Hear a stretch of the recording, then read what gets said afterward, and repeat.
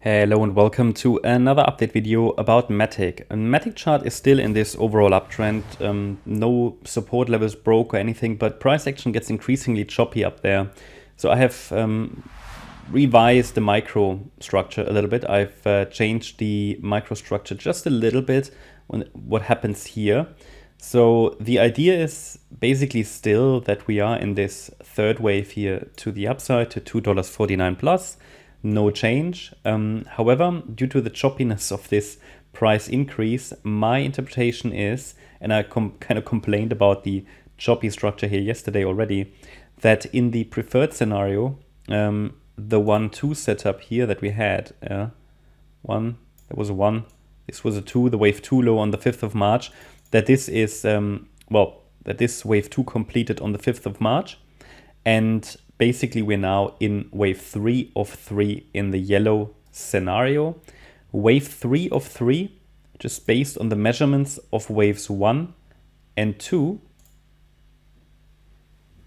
should reach, $1.80 plus, okay, $1.80. That is the minimum target for wave 3 of 3.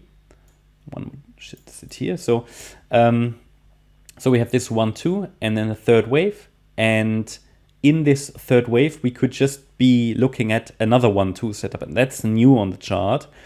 That's basically the new addition, because we see a little bit of weakness here, and it looks to me as if this could be a 5-wave move which topped. Not very clear, don't like this here, but it's acceptable. And then this here could now be a wave 2 pullback, but that is wave 2 of the larger degree third wave within an even larger third wave. So we have here this support zone. It's between $1.01, $1.12, with additional support at $1.09 and $1.05. So I think there's a good chance this area will be tested. Bear in mind, we also have the trend line here. There was a fake out, but it still has enough touch points to be relevant. So we might come down to test that area. Also, there is a previous swing low in this area around $1.12 to $1.09. So this is an area of additional support. And from here, possibly a third wave can start if we find support before breaking below $1.01. That's the condition.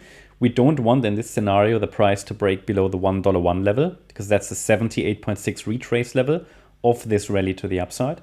And the break above the wave 1 high at $1.25 would confirm the unfolding of wave 3 of 3 of 3, basically. Yeah. Okay, what happens if we break below $1.01? Then it wouldn't be bearish. It would just allow for a bit of a deeper pullback in a slightly amended structure. I think both have to be considered.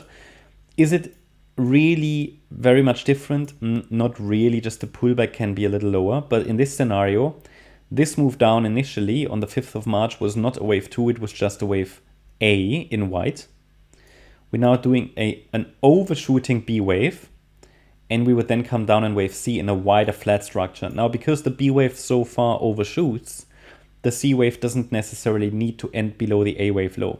So while this is generally a wave 2 support zone, the lower support, so basically when the upper support area breaks, the lower one becomes relevant. But because it's just support and it's very, just a general wave 2 support area, it doesn't necessarily account for the dynamics here within this flat structure. So the C wave doesn't need to end below A. It could just simply end in the in-between space between the lower and the upper support areas, basically. In a running flat, the C wave does not need to end below A. But for now, this is only the alternative interpretation anyway. So at the moment, the idea would be we are in the yellow count, and this is another 1-2 setup.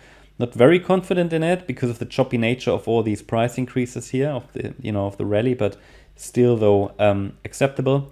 And normally what we say with these high B waves, this is an overshooting B wave, we normally wouldn't expect it to form a sustained break above the 1.38 retracement of the A wave, and that's exactly where it bounced from, which makes me think, okay, maybe it's just a high B wave, especially as it's not a very clean 5-wave move up. But I prefer yellow, and the $1.01 level tells me how to distinguish between the two counts, because below $1.01 probabilities shift towards the white count, which would also not be bearish, just allows for a bit of a deeper pullback in an overall uptrend. That's at the moment the perspective. That's my update about MATIC. Hope you liked the update. If you did, please hit the like button, leave a comment, and subscribe. And if you really like the content, then please check out the channel membership. Also, make sure that you follow us on Instagram and Twitter for additional content. Thanks a lot for watching. Bye-bye.